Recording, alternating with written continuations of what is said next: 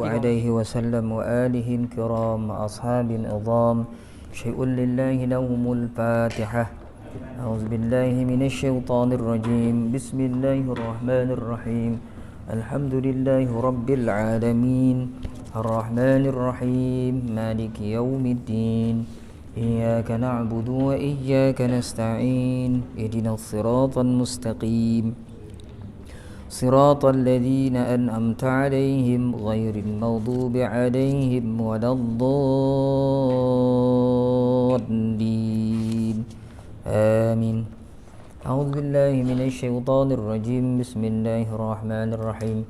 الحمد لله رب العالمين والصلاة والسلام على أشرف الأنبياء والمرسلين وعلى آله وأصحابه أجمعين. اللهم زدنا علما نافعا وارزقنا اللهم يا عليم علمنا من علمك ما ترضى به عنا ولا تؤاخذنا بما تعلمه منا. يا عليم خلقنا بخلق العلم وحققنا بحقائق العلم.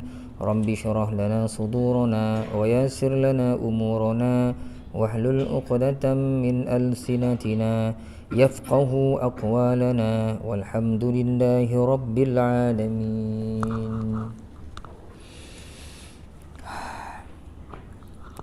أعوذ بالله من الشيطان الرجيم. بسم الله الرحمن الرحيم. السلام عليكم ورحمة الله تعالى وبركاته. الحمد لله والصلاة والسلام على رسول الله وعلى آله وصحبه ومن والاه. أشهد أن لا إله إلا الله وأشهد أن محمدا عبده ورسوله. أما بعد. Yang berusaha pengurusi surau beserta dengan ahli jawatan kuasanya, ashabul fadilah, tuan-tuan guru, tuan-tuan imam, ketua-ketua masyarakat, tuan-tuan haji, puan-puan hajah, tuan-tuan, puan-puan, hadirin, hadirat yang dirahmati Allah Subhanahu wa taala sekalian.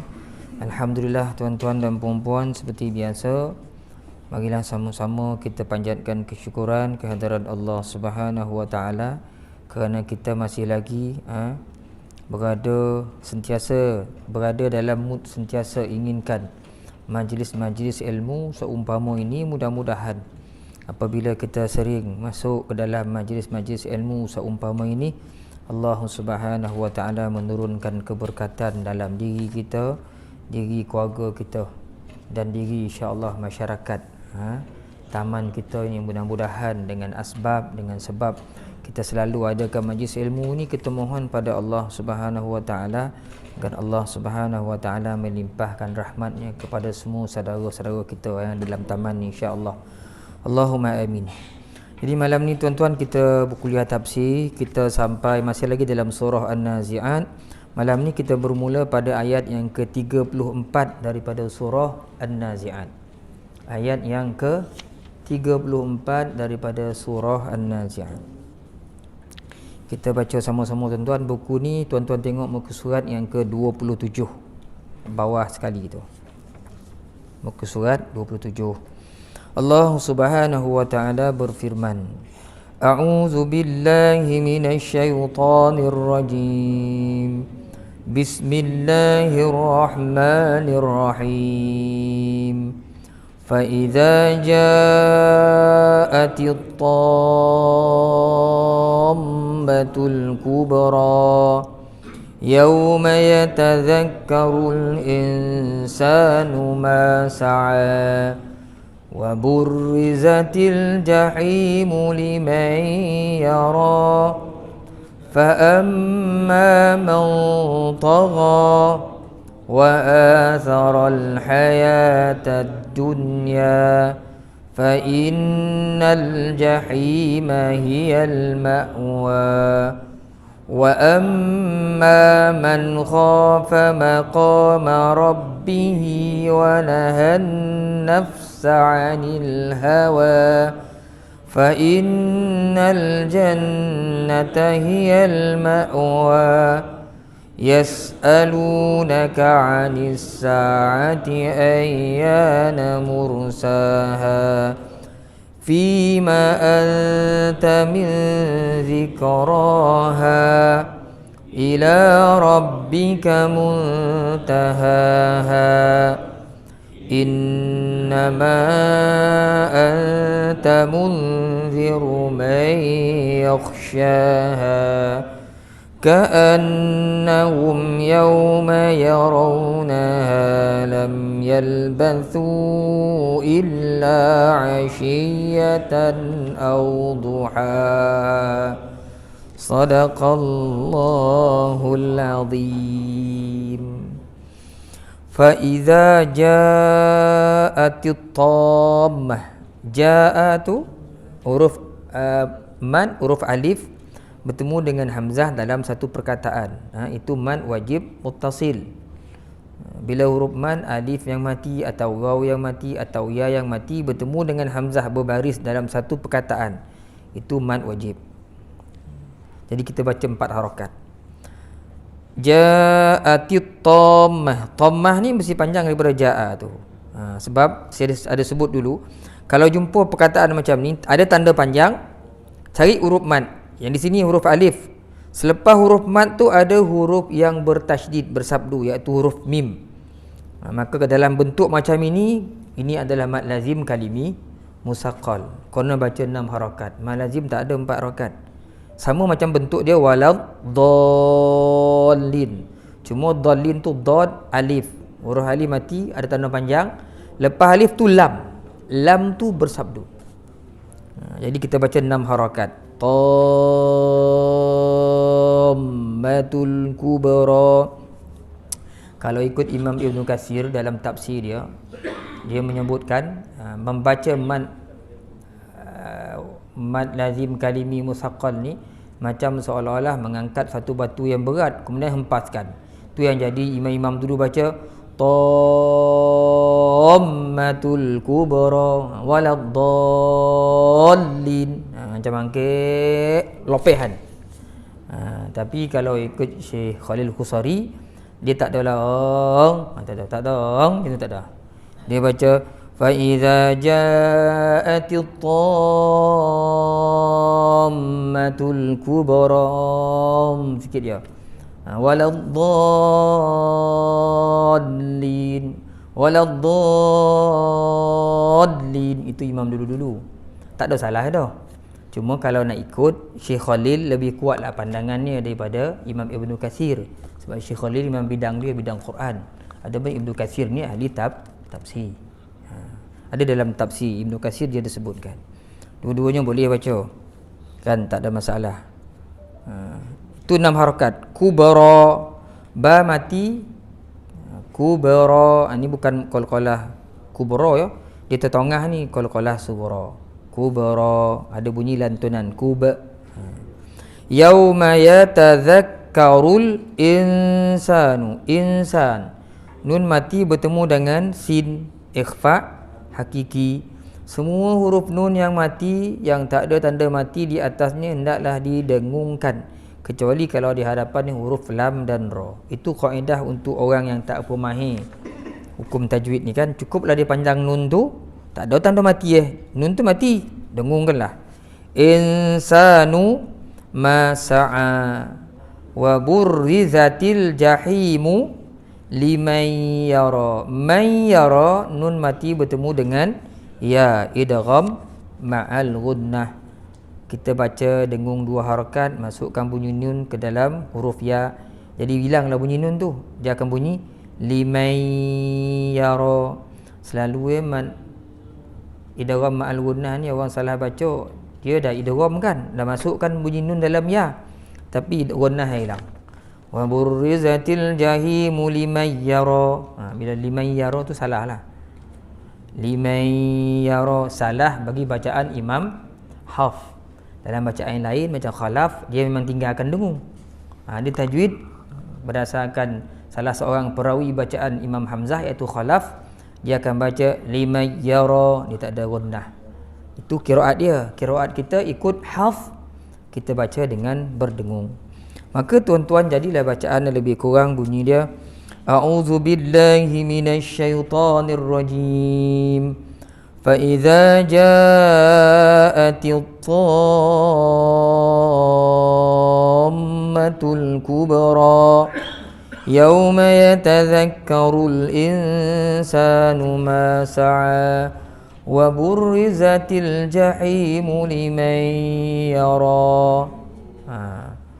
Habis tuan-tuan dari sudut ilmu tajwid. Mari kita tengok sama-sama dari sudut tafsirannya. Fa idza ja'atit tammatul kubra, maka apabila malapetaka yang sangat besar, yakni hari kiamat telah datang. Tammatul kubra tu satu tammah tu malapetaka besar. Kubra malapetaka yang besar. Tammah malapetaka, kubra besar. Maka apabila datanglah malapetaka besar, yakni dalam kurungan hari kiamat, dalam terjemahan buku ni lah. Jadi Imam Qurtubi sebut tammah ni iaitu satu bala peristiwa yang besar, iaitu merupakan tiupan sangkakala yang kedua, mana ketika manusia dibangkitkan. Berlaku kiamat ni kan ketika itu dibangkitkan manusia. Itu pandangan daripada Ibnu Abbas dan Dhahhak. Kata dia Tammatul Kubra maksudnya tiupan yang kedua, manusia dibangkitkan, berlakunya hari kebangkitan, hari kiamat. Kemudian ada ulama dalam tafsir Qurtubi ni, daripada siapa ni, Al-Mubarrad. Mubarrad sebut tammah ni, kata dia maksud tammah sebenar bukan tammah ya, tammah nama saudara kita. Ni tammah. Kan sebut Ustaz Qabar tammah nama tak elok. Tak, tammah bukan tammah. Tammah ni maksud dia di sisi orang Arab, maksud tammah ni ad-dahiyatul lati la tustata, satu malapetaka yang tak dapat dibendung. Manusia tak boleh bendung, dia berlaku dia tak boleh dibendung. Itu perkataan tammah maksudnya. Dia nak gambarkan ni, nak senang di sini kita nampak terus diterjemahkan malapetaka yang besar. Cuma makna asal dia, kalau kita mendalami lagi perkataan ni, kita akan nampak dahsyatnya kiamat itu. Di tammah ni diambil daripada perkataan tammah ni, maksud dia malapetaka yang tak boleh dibendung langsung. Dia datang, orang tak boleh nak elak, dia pasti akan datang. Bahkan ada setengah ahli bahasa menyebutkan di sini tammah ni, kata dahsyatnya dia nak tunjukkan maksud tammah ni seperti mana seekor kuda yang lari ketika dia mengerah tenaga tu. Begitu kekuatannya. Kuda dia tengah lari tu, kerahan tenaga ni buat tu. Itu maksud juga tammah. Mana kuat, dahsyat, pantas. Dan tammah ni juga maksud dia bila banjir, air memenuhi semua ruang, air melimpah-limpah. Itu maksud tammah. Jadi maksudnya tammah ni memang besarlah maksud tammah tu. Satu peristiwa maha besar yang tak boleh dibendung, yang berlaku terhadap manusia pada satu hari nanti, iaitu hari kiamat. Itu maksud tammah. Dan ada juga pandangan daripada Qasim bin Walid Al-Hamdani yang menyebutkan at-tammatul kubra ni, maksud tammah ni iaitu pada hari ketika mana diarak ahli syurga ke dalam syurga dan ahli neraka ke dalam neraka. Iaitu kata Sufyan, saat ketika mana diserahkan ahli neraka kepada malaikat Zabaniyah. Itu maksud fa iza ja'atit tammatul kubra. Ada ulama menyebutkan maksud, maka apabila datang malapetaka besar ni, apa malapetaka ada yang sebut hari kiamat, ada yang kata pada ketika itu ahli syurga masuk dalam syurga, ahli neraka diseret dalam neraka. Ada juga ulama yang menyebutkan seperti Sufyan yang menyebutkan maksud tammah itu iaitu ketika mana diserahkan ahli neraka kepada malaikat Zabaniyah. Itulah hari yang paling malapetaka besar kepada ahli neraka, berdasarkan apa yang dicatatkan oleh Al-Imamul Qurtubi rahmatullah alaihi. Yauma yatazakkarul insanu ma sa'a, pada hari ketika manusia teringat akan apa yang telah dikerjakannya. pada hari ketika manusia teringat akan apa yang telah dikerjakannya, iaitu amalan baik buruk, ma'amila min khairin aw syarrin. Bila berlaku tamatul kubra, kiamat ni, manusia akan terkenang apa yang dia pernah buat masa dekat dunia dulu. Masa tu automatik teringat. Masa tu melayang-layang kitab, seperti mana kita dah bincangkan sebelum ni, kitab amalan kita ketika itu tak ada bayangan dalam manusia ni, otak dia, melainkan apa yang dia ingat, apa yang dia pernah lakukan masa hidup di dunia.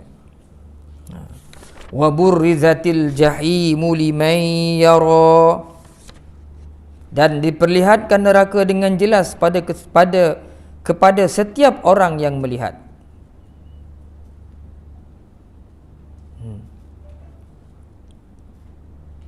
Di mana maksud dia neraka itu dizahirkan. Kata Ibnu Abbas, dibukakan penglihatan kepada neraka ini, maka manusia yang ada penglihatan pada ketika itu akan melihatlah nyalaan api neraka tu. Tatalawwa. Dan ada pandangan menyebutkan maksudnya di sini wa burrizatil jahimu liman yara ini, dan diperlihatkan neraka dengan jelas kepada setiap orang yang melihat. Ada juga pandangan yang menyebutkan ni maksud ayat ni iaitu orang-orang kafir, di mana dia melihat api neraka itu dengan pelbagai, dengan macam-macam bentuk seksaannya. Orang kafir akan diperlihatkan neraka tu, maka dia lihat macam-macam bentuk seksaan.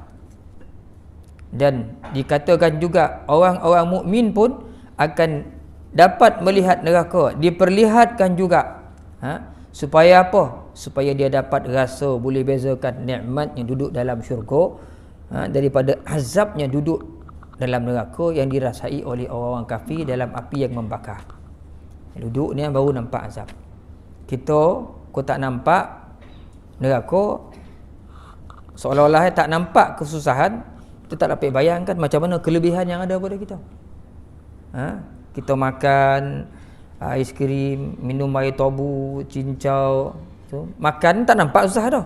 Sekali tengok televisyen bersamamu, makan air ketum ya, minum tu ya ada air kan. Kan susah. Tengok gambar orang Ethiopia pula, perut agak dah buncit kurang zat. Cari kokok-kokok makan tanah pun dimakanannya. Janji ada roman-roman kuih karipap makan, masa tu kita dapat rasa susah. Kalau tak boleh banding. Yo, kau senang kita ni, nampak orang dengan perut budak pucuk-pucuk, dengan lalat hinggap kat mulut pun tak mampu nak buang, tak ada tenaga. Ketika itulah kita akan nampak syukur, ya Allah. Kita kuah sup tu lepas makan semangkuk lebih tu nampak dia orang Ethiopia tu dihirup dengan mangkuk sekali tu. Susah, ada rasa-rasa sup habis Tuhan bang. Kita senang. Tak dapat nak rasa senang tu kalau tak nampak kesusahan. Jadi Allah Taala seolah-olah beritahu hari ni kat sini, diperlihatkan neraka kepada orang kafir supaya dia nampak azab dalam neraka ni. Macam-macam bentuk siksaan. Orang mukmin pun kata ulama dalam ini diperlihatkan juga supaya dia boleh buat perbezaan, nampak banding beza macam mana nikmat duduk dalam syurga Allah daripada duduk dibakar dalam neraka. Itu maksud wa burrizatil jahimu liman yara.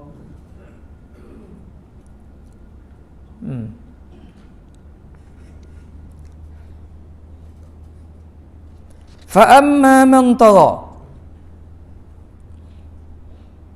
adapun orang yang melampaui batas, wa atharal hayatad dunya, dan dia lebih mementingkan kehidupan dunia, fa innal jahima hiyal ma'wa, maka sesungguhnya nerakalah tempat tinggalnya. Jadi tiga ayat ni Allah Taala beritahu adapun orang yang melampaui batas. Tagha tu melampaui batas. Apa maksud melampaui batas? Nanti kita tengok. Dan dia lebih mengutamakan kehidupan dunia dia, sehingga akhir dia sibuk dia mengejar dunia, tinggal akhirat dia. Lupa dia akan kembali ke akhirat.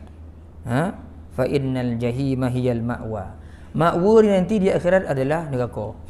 Agak kat situlah mula perkataan ma'wa ni kan. Ma'wa ni nanti di akhirat neraka lah ma'wa dia orang jenis.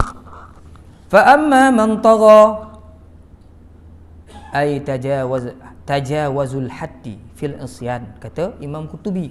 Iaitu orang yang tara ni apa? Melampau-lampau dalam melakukan kemaksiatan, asa, menderhakai Allah. Melampau-lampau guna buat jahat sampai tak ada kebaikan. Ni orang melampau buat jahat. Kita pun tak ada dah. Mana ada manusia tak pernah buat dosa? Kita buat dosa juga. Tapi tak adalah melampau-lampau dah. Ini melampau-lampau. Dikatakan bahawasanya ayat fa amma man tagha wa athara al-hayatad dunya, kata Imam Qutubi di sini turun kepada Nadar, dan anaknya yang bernama Haris. Katalah Imam Qutubi sebut ayat ni turun berkenaan dengan Nadar dan Haris ni yang memang zaman Nabi dulu ni di antara orang yang melampau-lampau dalam maksiat. Dan wahiyya ammatun fi kulli kafir athara al-hayatid dunya 'ala al-akhirah.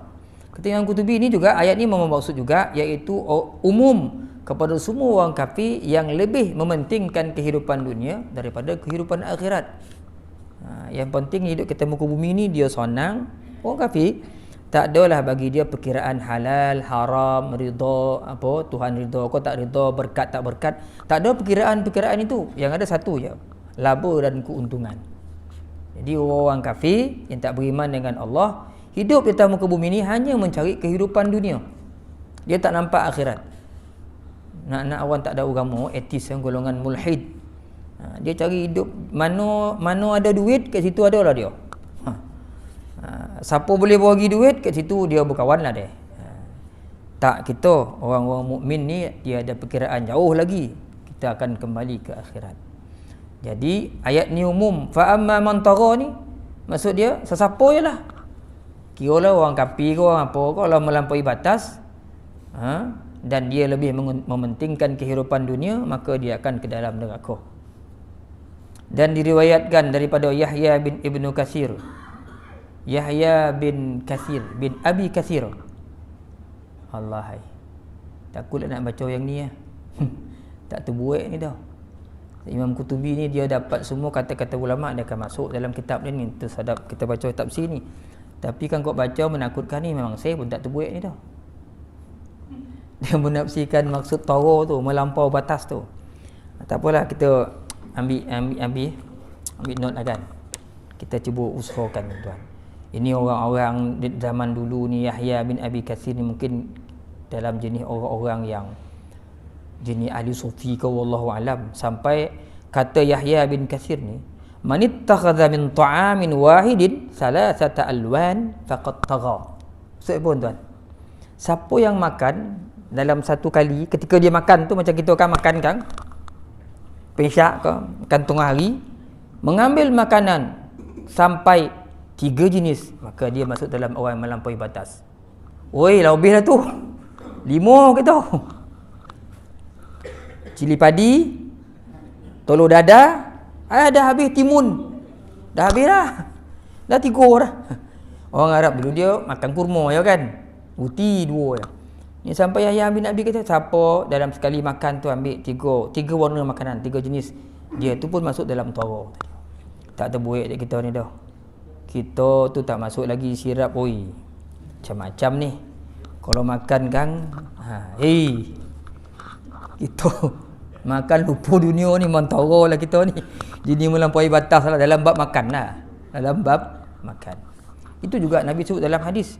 Siapa yang ambil makanan ketika bulan puasa, ada satu hadis Nabi sebut kan, orang yang makan bulan puasa, jenis makanannya lebih banyak daripada bulan biasa bulan dia makan, maka dia tak menepati maksud berpuasa bulan Ramadan. Pun tak baik kita buat dah. Bulan puasa lah lambatkan makanan. Mana ada kuih-kuih ni, bulan puasa ada kuih.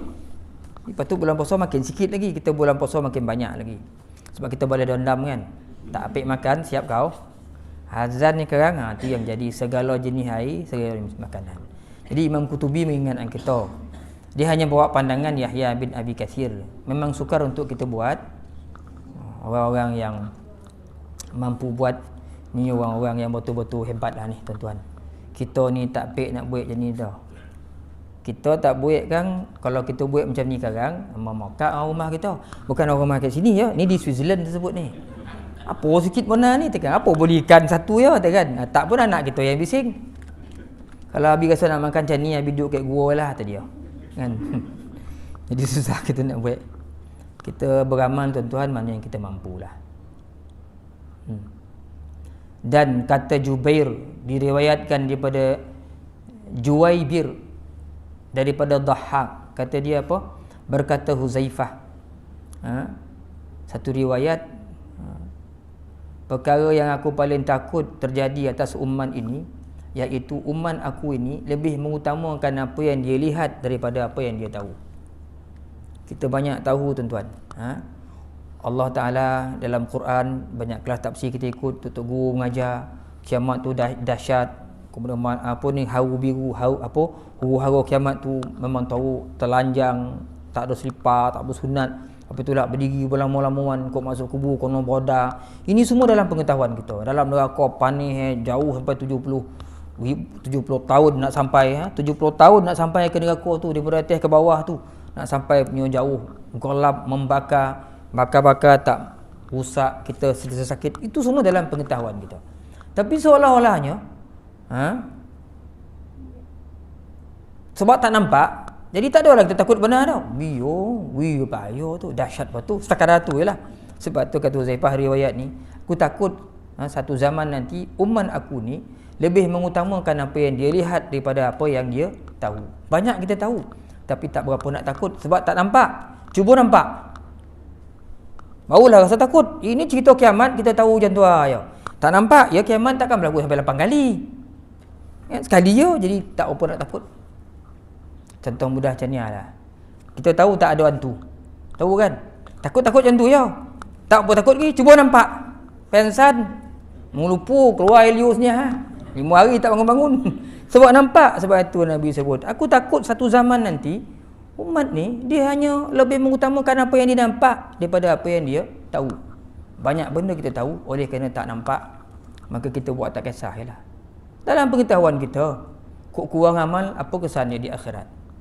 Kok kurang pahala, apa kesannya di akhirat? Tahu cerita syurga, cerita neraka dah berpuluh-puluh kali tu ustaz menceritakan, kita dalam pengetahuan kita. Tapi oleh kerana kita tak nampak, kita tak nampak, jadi tak apa nak risaulah kan. Kita tahu ya, kok nampak risau. Ini tahu ya, tahu habis kat situ lah. Itu dipanggil sebagai ilmul yaqin, keyakinan kerana pengetahuan. Lain dengan orang haqqul yakin, bila sungguh-sungguh dengan mata hati dia tahu. Itu yang akhirnya ramai kita jumpa tok-tok guru lebih mengutamakan kehidupan akhirat. Dia tak kisah, dia tak makan nasi ulam potai kau, ikan masin ni kau, dia tak ada masalah. Tak takut apa. Tok-tok guru pondok kita yang mengabdikan diri untuk ilmu, untuk mendidik masyarakat. Ini dia tak kira dah dia bawa kereta kancil ke, dia bawa kereta Mercedes ke, dia tak pernah masuk dalam kepala gaji dia berapa sebulan, dia tak pernah fikir dah. Itu kita panggil haqqul yakin. Keyakinan tu dah jazam, mati dah mati. Kita ni ilmu yakin. Yakin kita kerana ilmu kita. Yakinlah kita ilmu kita beritahu macam ni. Tapi dia tak tambah lagi sampai ke basirah, ke mata hati kita yang akhirnya akan menerbitkan amalan, perbuatan tuan-tuan. Itu yang tak berlaku. Kemudian dan disebutkan juga dalam kitab, dalam banyak kitab, kata Imam Qutubi, Allah Subhanahu wa taala berfirman dalam banyak kitab, cuma tak disebutkan di sini. Disebut wa yurwa annahu wajada fil kutub. Dia kata diriwayatkan ada banyak dalam kitab-kitab bahawasanya Allah Subhanahu wa taala berfirman, la yu'thiru 'abdun li dunyahu ala akhiratihi illa basastu 'alaihi humumahu wa dhi'atahu. Maksudnya tuan-tuan, tak adalah seorang hamba-Ku yang lebih mementingkan dunia daripada akhiratnya. Kerja hidup cari dunia ya. Mayang tak, puasa tak, kehidupan akhiratnya tak masuk dalam akal dia. Cuma cari keuntungan dunia. Kalau jumpa orang macam ni, kata Allah dalam firman-Nya ini, melainkan Aku masukkan ke dalam hatinya kegundahan, rasa tak dapat dunia, kan gundah gulana, susah bona. Padahal dia dah senang hidup tu, tapi dia sentiasa rasa gundah gulana, rasa kurang dia. Padahal sama macam orang lain, tapi dia oleh kerana dia ni mengejar dunia, dia rasa tak cukup, rasa gundah gulana, rasa ada benda tak ada. Padahal semua dah ada. Si dah ada anak, dah ada kerja, dah ada kereta, dah ada motor, dah ada basikal, dah semua orang sejenis kenderaan ada kat rumah. Semua dah ada lah, sama macam rumah orang lain, tak ada apa. Orang lain elok, tenang. Tapi dia rasa tak tenteram, humum. Dan rasa hidup itu macam sia-sia ya. Kemudian disebutkan di sini, la ubali fi ayyuha halak. Aku tak kira kata Allah Taala, ke mana pun dia binasa-lah. Sebab orang ini dia mengejar dunia, dia tak nampak Tuhan, dia tak nampak akhirat. Itu disebut, dicatatkan oleh Imam Qurtubi dalam kitab ini. Fa innal jahima hiyal ma'wa, orang yang lebih mementingkan kehidupan dunia, maka besok dia akan makwa dia, tempat kembali dia adalah neraka. Jangan pula lepas ni ada berlaku sekali tu. Alamak, dia rakaman. Tak apalah, kita satu tompek. Masa saya tingkatan 1. Tak payah cakap kat mana, kan ni rakam kan. Kan ada orang nongai, ustaz ni ngutuk saya teh. Dulu masa saya tingkatan 1. Masa tu saya cukup terkesan dengan ceramah daripada Ustaz Allahyarham Ghazali Hizbullah kan. Buka pondok Darul Atiq. Satu kali tu saya pergi ke satu felda dengan orang tua lah. Ada lagi, hidup lagi. Saya masa tu dalam tekan tempat limu itulah, pergi dongar ceramah kan. Lepas tu dia punya Ustaz Ghazali Hizbullah ni dia pendidikan mungkin lebih kepada tasawuf. Dia dongar tuan-tuan, dia balik tuan-tuan tahu tak dia buat apa? Dalam ceramah tu Ustaz Ghazali ada sentuh tentang keburukan televisyen. Masa tu televisyen lama tu, di balik tu dikorek televisyen ke atas tu, tinggal cermin dia dibuat air aquarium ikan. Dia punya terkesan tu. Lepas tu dia menyusah. Pula sejahanaman TV, dia dah kan boleh TV lain. Itu TV kotak tu dikorek buat aquarium ikan. Dia semangat itu, terkesan dengan kata-kata. Maknanya bukanlah makna kita tolak dunia. Jangan lupa, kapal dia tak boleh berlayar kalau tak ada air. Sekarang ni kita tiada air ni. Kita naik kapal ni kena ada air untuk berlayar. Maksud saya, jangan tolak dunia semua kita ambil sekadar keperluan kita. Wa bataghi fima ataakallahu ad-daral akhirah wa la tansa nasibaka minad dunya. Allah Taala ingatkan kita. Carilah keuntungan-keuntungan akhirat yang aku beri kau. Tapi dalam masa engkau kegairahan mencari akhirat kamu, keuntungan akhirat, jangan kamu sampai lupa habuan-habuan dunia kamu. Maknanya kita hidup kat dunia. Dunia ni pun kena ambil. Mana boleh makan pagi bismillahirrahmanirrahim, qul huwallahu ahad, konyang. Tengah hari bismillahirrahmanirrahim panjang sikit, tengah hari lapar sikit baca ayat panjang sikit, abasa wa tawalla, konyang. Kan malam ke isyak dah malam nak tidur baca sikit Quran kafirun lah, sikit ayat pendek, konyang. Tak baik macam tu dah. Kok kita buat macam tu sekarang, kita yang pertama mati kat taman ni. Jadi kita perlu makanan, perlu minuman. Taklah payah duduk bismillahirrahmanirrahim qul huwallahu ahad, niat sampai ke Moncih, sampai kita ke Moncih. Tak ada macam tu dah. Kita kena ada kenderaan, ada kereta. Lainlah kita ni ada ilmu yang bihi wa nahan nafsa 'anil hawa, dan adapun orang-orang yang takut kepada kebesaran Tuhannya dan menahan diri daripada keinginan hawa nafsunya. Tadi cerita orang yang melebihkan dunia, maka dalam neraka jahim dia. Tapi ada pun lawan ni pula atas tadi, orang-orang yang takut kepada kedudukan Tuhan, kebesaran Tuhannya, dan dia menahan diri daripada mengikut hawa nafsunya, iaitu wa amma man khafa maqama rabbih, adapun orang yang takut kepada kebesaran Tuhannya, maqam Tuhannya. Jadi perkataan maqam, kedudukan Tuhan yang di sini ditafsirkan oleh Imam Qurtubi dalam tafsir ni, kata dia maka iaitu orang-orang beriman yang takutkan kebesaran Tuhannya. Dan Imam Mujahid menyebutkan dia adalah ketakutan di dunia. Ketakutan di dunia daripada terjatuh dalam lembah maksiat. Maksud ayat ni, adapun orang yang takut kepada kebesaran Tuhannya, maksudnya orang-orang yang takut kepada Allah tamu ke bumi ni daripada jatuh melakukan dosa dan maksiat, lantas dia berhenti daripada melakukan dosa. Ini maksud ayat ni. Mana orang yang takut Tuhan, dia berhenti buat dosa. Itu kata Imam Mujahid.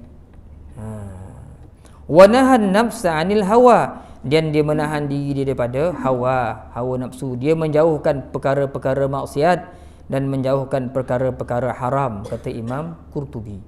Dan Sahal At-Tustari menyebutkan bahawasanya meninggalkan hawa nafsu itu adalah merupakan anak kunci syurga. tarkul hawa miftahul jannah. Meninggalkan mengikut hawa nafsu itu adalah merupakan anak kunci syurga, kata Sahal At-Tustari. Adapun Abdullah bin Mas'ud mengatakan bahawasanya maksud ayat wa amma man khafa maqama rabbih wa nahan nafsa 'anil hawa, dan adapun orang-orang yang takut kepada kebesaran Tuhannya dan menahan diri dari keinginan hawa nafsunya. Maksud ayat ni, kata Abdullah bin Mas'ud, iaitu kata dia apa? Bila dia baca ayat ni, kata Abdullah bin Mas'ud, kamu, kepada sahabat dia, Abdullah bin Mas'ud sahabat Nabi, dia cerita pada sahabat, kamu semua ni hidup dalam zaman di mana kebenaran menunggang hawa nafsu. Mana kebenaran mengatasi hawa nafsu, dia kawal hawa nafsu. Kata Abdullah bin Mas'ud lagi, akan datang wa sayati zamanun yaqudul hawal haq, akan datang nanti satu zaman di mana hawa nafsu ni dia akan menguasai kebenaran. Dan kita berlindung dengan Allah daripada zaman itu. Bila zaman tu tidak disebutkan oleh Abdullah bin Mas'ud. Kalau dah sampai besok, orang nampak benda yang batil itu benar, sahlah orang telah mengikut hawa nafsu. Ketika itu, itulah mungkin zaman yang dimaksudkan oleh sahabat Nabi Abdullah bin Mas'ud ni. Kalau sampai nanti yang betul nampak salah, yang salah nampak betul, sahlah ketika itu sebenarnya nafsu telah menguasai kebenaran. Maka itulah zaman yang disebutkan. Dia kata wa sayati zaman tu akan sampai, kata Abdullah bin Mas'ud. Maka orang-orang yang takutkan kepada kebesaran Tuhannya dan dia menahan diri daripada melakukan dosa dan maksiat, maka fa innal jannata hiyal ma'wa, ma'wanya besok adalah syurga, tempat kembalinya adalah syurga Allah Subhanahu wa taala. Dua ayat di atas ini, iaitu wa amma man khafa maqama rabbih sampai fa innal jannata hiyal ma'wa ini, kata Imam Qurtubi, ayat ini turun sebenarnya kepada Mus'ab bin Umair dan saudaranya Amir bin Umair. Ayat cerita tentang tagha dengan cerita orang yang takutkan akhirat dengan orang yang melampaui batas ni. Kata Imam Qurtubi di sini, ayat ni turun kepada Mus'ab bin Umair, salah seorang sahabat Nabi kan, dengan saudaranya. Saudaranya nama siapa? Nama saudaranya Amir. Tak ada nama kat sini. Mus'ab bin Umair dan akhihi Amir. Saudaranya Amir bin Umair. Maka disebutkan oleh Ibnu Abbas, kata dia, wa amma man tagha, orang yang melampaui batas tu, kata Ibnu Abbas, merujuk kepada saudara kepada Mus'ab ni yang bernama Amir. Amir. Di mana Amir ni, saya cuma tahu tuan. Di mana Amir ini dalam perang Badar dia kena tangkap oleh sahabat-sahabat Nabi. Dalam perang Badar dia kena tangkap. Amir ni saudara kepada Mus'ab, kena tangkap dalam perang Badar. Bila kena tangkap oleh sahabat-sahabat Ansar, orang tanya dia, kau siapa? Man anta? Kata dia, aku ni saudara Mus'ab. Saudara Mus'ab ni hebat ni, yang meninggalkan hartanya semata-mata nak ikut Rasulullah. Mak tahan harta, dia ikut Nabi. Aku ni saudara Mus'ab lah, kata Amir ni. Nak minta kelebihan lah. Maka sahabat Ansar bila dengar, Mus'ab punya saudara lah, maka dia tak ikat Amir ni. Dia tak ikat, dia muliakannya, dan dia dia bagi tidur malam tu tanpa ikat. Padahal dia tawanan, tanpa diikat, tidur bersama dengan sahabat-sahabat ni. Ada kelebihan lah. Bila datang pagi, masuk waktu pagi, sahabat-sahabat Ansar ni cerita kepada Mus'ab, tadi kita ada salah seorang tawanan ni saudara mara kau, apa dia beradik kau tadi. Siapa ni? Ni Amir nama Apa Mus'ab jawab? Kata Mus'ab, dia bukan saudara aku. Ikat tawanan kamu. Ikat dia, kata dia. Kau tahu tak? Kata Mus'ab ni, mak ai kaya. Ikat dia, suruh mak ai tabuih dia. Donorkan duit untuk orang nanti. Mak ni kaya ni, ikat dia. Padahal saudara dia, adik-beradik dia. Adik dia, ikat dia. Dia tawanan kamu, ikat. Dia bukan saudaraku, kerana menentang agama. Dia tagha. Adapun Mus'ab orang yang takut kepada Tuhannya. Jadi ayat ni turun kepada dua orang ini, kata Imam Qurtubi, berdasarkan apa yang dicatatkannya di sini. Maka akhirnya sahabat-sahabat ni diikat lah. Diikat balik Amir tu, minta wang tebusan kepada ibu Amir. Kau nak anak kau ni selamat, tebuslah anak kamu ni. nanti Islam boleh gunakan kewangan tu untuk berjuang lagi. Maka diikatlah Amir ni. Yang tagha Mus'ab ni, dia seorang yang takut kepada Allah Subhanahu wa taala. Ini maksud ayat ni. Dan Mus'ab ni pula kenapa disebutkan oleh Ibnu Abbas, dia ada orang yang takutkan kepada Tuhannya, menahan diri daripada nafsu. Jelas dia tinggalkan Umar pernah kurung dia, tak bagi dia harta semua, dia ikut Rasulullah sallallahu alaihi wasallam. Dalam kisah Mus'ab ni ketika perang Uhud, dialah yang menjadi benteng menahan Nabi daripada panah orang-orang Quraisy. Ketika itu berlakunya tafarraqan nasu anhu. Kan kena ambush, 50 orang tu turun daripada gunung Uhud tu, orang naik Khalid Al-Walid panah. Akhir semua sahabat lari, lintang pukang lari. Tinggal Nabi, tak ada orang mengawal Nabi. Akhirnya siapa yang mengawal Nabi? Mus'ab bin Umair. Dan dia telah mengawal Rasulullah sallallahu alaihi wasallam, menjadikan badannya sebagai benteng menahan anak-anak panah yang berduyun-duyun datang ke dia. Akhirnya anak panah tu banyak menembusi tubuhnya. Anak panah ni. Jago-jago jantungnya dia ni. Badan lain habis kena anak panah. Bila Nabi sallallahu alaihi wasallam melihat Mus'ab ini berlumuran darah, maka Nabi pun sebut indallahi ahtasibuk. Mudah-mudahan maksudnya di sisi Allah engkau diberi ganjaran yang besar wahai Mus'ab. Kata Rasulullah sallallahu alaihi wasallam. Akhirnya Nabi menyebutkan syahid Mus'ab ni. Kata Nabi kepada sahabat-sahabatnya, laqad ra'aituhu wa alaihi burdan ma ta'rifu qimatahima wa inna syiraka na'alaihi min dhahab. Nabi sebut, sesungguhnya aku melihat Mus'ab ni dia ada ada 2 selendang. Pakai 2 selendang yang tak tahu berapa nilai selendang ni. Punyalah mahal di sisi Allah. Dan tali selipar pun Nabi sebut, tali kasut dia pun daripada emas. Aku lihat, kata Rasulullah sallallahu alaihi wasallam. Ini disebutkan juga dalam tafsir Alusi, tafsir Ruhul Ma'ani oleh Al-Imam Al-Alusi. Kehebatan orang yang takut pada Allah, maka Allah Ta'ala balas dengan syurga. Tali kasut pun pakai omeh. Kok kita pakai tali kasut omeh ni dah lama kena korek koting kita kat orang ni. Ini tali kasut pun daripada emas. Kelebihan yang Allah Ta'ala kurniakan kepada Mus'ab, yang lebih mendahulukan kehidupan akhirat daripada dunianya, berbanding dengan saudara yang bernama Amir. Amir. Kemudian tuan-tuan dan puan sikit lagi, lepas ni kita habiskan ayat ni je.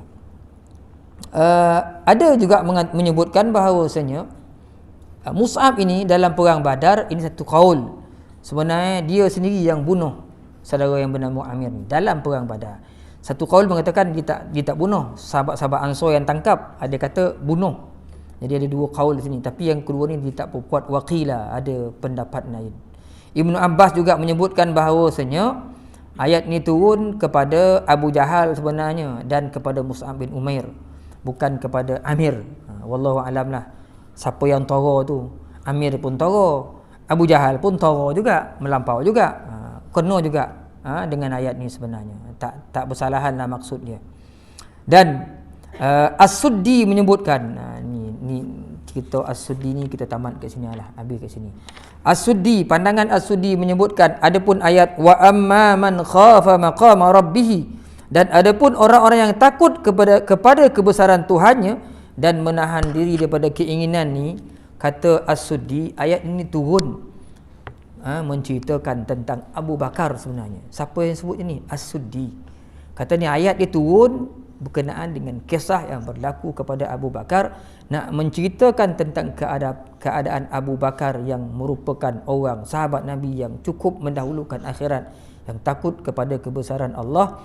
Di mana diceritakan di sini oleh Imam Qutubi, satu hari Abu Bakar ni dibawakan makanan oleh budak suruhannya, khadam dia lah zaman tu, zaman ada hamba ikan, khadam bawa, budak khadam dia. Selalu Sayyidina Abu Bakar tanya, mana kambing ni kan. Yang tak tanya kita ya.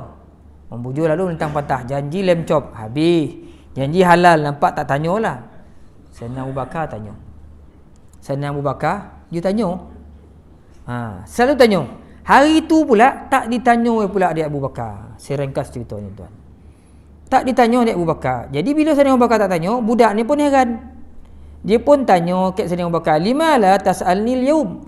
Kenapa tak tanya, wahai Abu Bakar, selalu engkau tanya daripada makanan ni, daripada mana makanan ni? Kata Sayyidina Abu Bakar, faqala nasitu, aku lupa. Maka ditanya, "Kek mana kau ambil makanan ni?" Qadam bagi tahu, aku sebenarnya lalu ke perkampungan, satu perkampungan orang kaum jahiliah lah ni, tak beriman dengan Tuhan ni. Aku buat ramalan kat dia, kaum tu. Dia percaya kat aku, dia bagi dia makanan. Aku bawa lah kat kau tu. Dia bagi Sayyidina Umar makan hasil daripada ramalan tu. Dia jadi dukun lah, mendukunkan orang. Tak betul ilmu, dia buat ramalan. Sayyidina Abu Bakar dengar, Masya Allah, kau buat ramalan pula, tilik-tilik nasib ni. Sayyidina Umar pun memuntahkan makanan itu sambil dia menyebutkan, Ya Rab, ma baqiya fil uruqi fa anta habastahu. Fanazalat hadhihi al-ayah wa amma man khafa maqama rabbih. Bila Sayyidina Abu Bakar dengar hasil tilik ramalan, dia pun muntahan. Kan ada hadis Nabi, siapa yang mendatangi dukun, percaya kat dukun bulat-bulat, maka dia takkan bau syurga. Sayyidina Abu Bakar dengar tilik nasib apa semua, dia muntahkan sambil dia berkata, wahai Tuhanku, ku adalah yang tak keluar, yang kekal dalam urat-urat sarafku ni, ya Allah. Maka itu semua engkau yang tahan, ya Allah. Aku mohon ampun. Maka turun ayat, wa amma man khafa maqama rabbih, menceritakan tentang kisah Abu Bakar As-Siddiq, yang cukup takut termakan barang-barang yang tak sepatutnya dia makan.